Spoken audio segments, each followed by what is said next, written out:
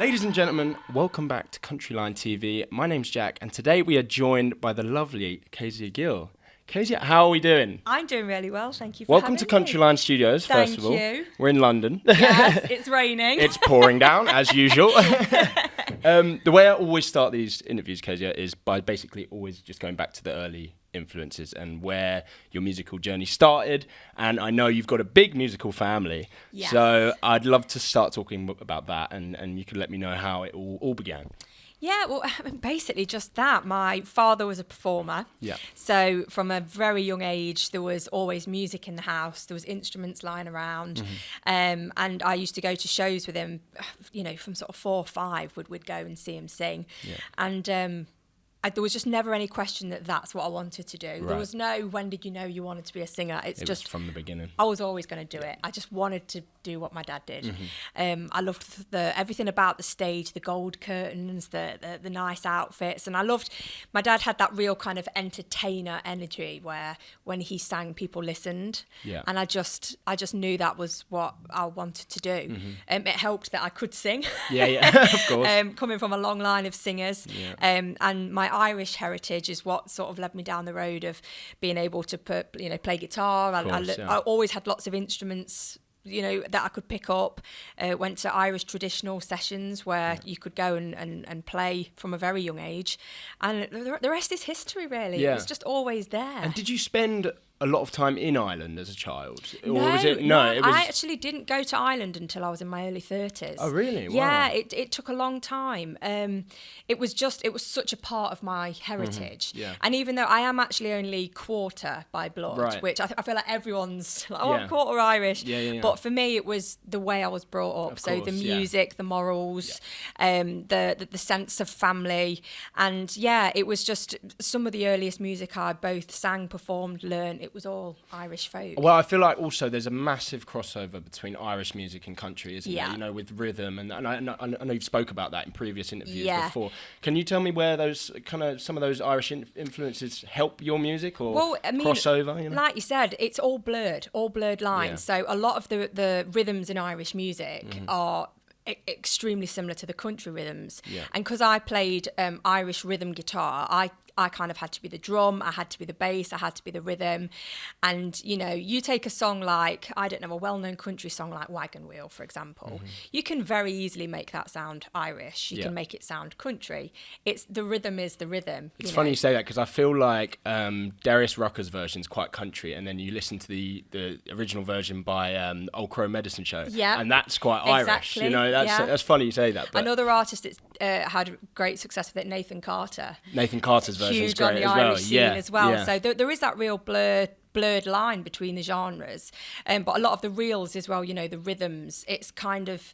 It's no different to playing the Johnny Cash train rhythm. Yeah. You kind of need those little flicks, those little hits. The dollar note. There you go, you see. And I love it. And, I played solo for so many years, and I have to be the full band. I have to be everything. So, it really was just me and my guitar. Oh, brilliant. I love that. So, building up, that first release, the first album, Kezia, can you talk about how, going from singing as a child, in the pubs and with your parents, how did we lead up to the first album? How was that build up? Was there previous music you'd released that we don't know about, or was it just was that the first album? Terrible. Oh no, I'm sure it wasn't. Trust me, if you heard it. Yeah, you know what? It was just a journey. So, I was writing songs in school. Which again will never see the light of day, but that's where the songwriting I'm sure started. They will at some point. I'll do my hunting, my digging. I spent 7 years working in a holiday resort in Lanzarote. And again, although I was singing covers because that's what holiday makers wanted, of course, I was still writing. And I actually recorded a few songs there. I tried putting a few bits out on MySpace, things like that. Nothing really ever sort of happened with it. And then I turned 25, and that's when I really made the decision that I wanted to move back to the UK and really have a crack of the whip, really have a go at it. And that took me to 2017 when I released the Kezia album, and it wasn't country, it wasn't folk, it wasn't really anything. It was just 10 years worth of writing. Yes, And, you know, it was very sort of rudimentarily produced. I didn't have much budget, but it was mine and it was out there. Yeah. And we had an album launch, and I'm still immensely proud of that album. And I still sing songs off that record, you know. Yeah, absolutely. And then it just led to me developing as an artist, finding a sound, finding a place, growing a fan base. And, you know, dare I say, I've done it the old-fashioned way. Yeah. You know, there wasn't TikTok. What a great thing to have, though, and own that. You know what I mean? And not, like, going off of just, you know, pure, like, writing for yourself and then putting that all into one just space. Building you know? something up and having people, you know, some of the first gigs I did, I might have only sold 15 tickets. Yeah. But, you know, as the years go on, those numbers grow and your fan base grows. And what's really nice is people come to my shows now and they'll still have that Kezia album that I maybe signed for them at a gig of the true fan, 20 people. The OGs, the I OG call fans, them, you know. But it's really nice because I feel like my fans, they invest in me not only financially every time they buy a ticket or they buy a CD, but they're invested. Yeah. You know, they want me to do well. They're almost like rooting for me. And it works both ways because I don't want to let them down, so it makes me work harder. It's a match made in heaven. Brilliant, yeah. And now you've got the February tour coming up. Yes. I mean, the UK tour, we're always excited to see country artists in the UK. Can you talk to us a little bit about the UK country scene? Because it's always nice. We have so many US artists come on here. It's always nice to hear a UK artist's opinion about, you know, what's happening in UK country. So if you could talk a little bit about that, that'd be great. Well, what I love about what's happening at the minute is that country is just becoming such a movement, and it's dare I say, to quote Lainey, becoming cool again. Yeah. Because for me it's been cool forever and I've loved it, and I think what's great now is the amount of younger people coming out to country concerts, not just for American touring artists, but they are discovering artists like myself through things like CountryLine. You know, because I might be played after, say, for example, a Carly Pearce song. Yes. You know, and they'll be like, oh, who's that? And, you know, we've noticed things like Shazam's going up, and when you add it to playlists and you put in the pool of country artists, suddenly I'm not a UK artist. Yes. I'm just a country artist. Yeah, absolutely. And I think that's what I've been working so hard for, just that acceptance of being an artist in this genre, which, yes, albeit is an American genre, but we're totally doing it. You know, we're totally building our own thing. For it. 100%. Yeah. And there's still arguments that can you be a country artist and can you be British? And I'm here to say, yes, you absolutely can. You are right. You are storming that forward. I love that. Come at me. Come at me. No, that's so fantastic. So all on Red Tour. Let's talk about it. You must be super excited. I mean, honestly, Jack, thing is, I've been sitting on these songs for a year and a half now. So even though the album is brand new and it's just out, like, I am so ready to take this music on the road. Yeah. And what you got to remember as well, I've never sang these songs live. Of course. With the exception of a few of the singles, which I kind of got to do in the festivals last year. This is a brand new show. It's you know, it's my all on Red era, and the outfits are bought, the stage is ready. We've done all the prep, guys. Yeah, all the shopping.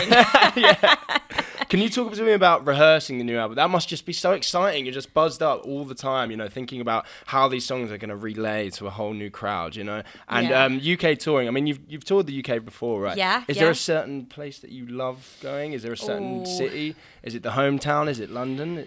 I mean, you can't beat a hometown gig. Yeah. And I'm a little bit on the fence because I live in Derby, but I was born in Nottingham and grew up in Nottingham. So, you know, for those that don't know, Nottingham and Derby are right next to each other. There's a bit of rivalry, but I've got a shoe in each foot. You know. Absolutely. The home show on this tour is going to be Rock City in Nottingham. Oh wow, yeah, great iconic venue. Yeah. A venue I've been to many times. Never dreamt that I would play that as a headline artist. Yeah. So that's definitely going to be one. It's a Friday night. Oh, well, I mean, all bets are off. You know what I mean? We're going to go. We're going to go. And you know, I love playing London. It's the capital city. There's something just so quintessentially British about London. Yeah, I know. And I just think, you know, especially when it's pouring with rain, like today. 100%. And you know, like I said, in a very American world, it's great to be playing such iconic London venues. Yeah, absolutely. You know, so the Islington. Islington Assembly Hall will be a cool night. But you know, it's hard to choose. Every night's going to be different, and they're all going to be magic for their own reasons. But God, get me on that stage. I know. I mean, and also with the build up to C2C now, I feel like every country show that happens in England is like, oh, God, there's a real buzz coming up to it now. Yeah. You know? Yeah, absolutely. I mean, obviously March really kicks off the country calendar, and it runs right through. But you know, there's so much country music now. Yeah. And there's so much available, whether you like the rocky end of the scale or whether you're more into the singer-songwriter. There really is something for everyone. Yeah. And I hope that when people come to a Kezia Gill show, they feel like they get a little bit of everything. Yes. Because I love my high energy rock. I love the big guitars, but there's also going to be a moment in the show where the boys take a break. Yeah. And it's just me and the guitar. Down. Yeah. Because that's how it all starts. All these songs that you know, the huge production, huge guitars, all starts with me and those 6 strings. Yeah. And I really like to just take a moment, take it back. Yeah. Yeah, you have that huge range. I noticed from watching your live shows, you have that huge range from, you can go bluesy, rock and roll, rockabilly, all the way down to just really slowing it down, kind of like an Ashley McBride kind of. I love it. You know, it's really great to watch. You know, I feel like a gig should be a journey. Exactly. You know, and it's like people spend a lot of money. It's not just tickets, it's hotels, it's Ubers, it's trains. And I want it to be an experience. I want them to leave having felt something and have it be a gig to remember. Yeah. You know, and I've always said, for me, I love recording music, I love writing music, but the live is where my heart is. Yeah. You know, and that's why I leave nothing left. There's never anything left in the tank when I walk off stage. And I hope people feel that on this tour. Oh, they absolutely do. I actually saw you at Country Calling last year, Yes. and I noticed that massively. It was so great. So one of the last things I wanted to ask you, Kezia, is that what's coming for 2026? I know you got the tour. Is there anything else we can be expecting later on down the line? Well, it's always a strange time this time of year, because it's like nothing's been announced, but there's a lot of exciting stuff. But I mean, mainly the main agenda for this year is to get this music out there. Yeah. So, I'm playing some really exciting stages. Yeah. I'm all the way up to Inverness, Bella Drum Festival. Oh my goodness, yeah. We've got so much to announce, so all I can say is follow my socials, and hopefully we'll see you at a show soon. Oh, absolutely, I'll be there, don't worry. Well, thank you so much for joining us, Kezia, and we'll see you very, very soon. Thank you for having me. Thank you.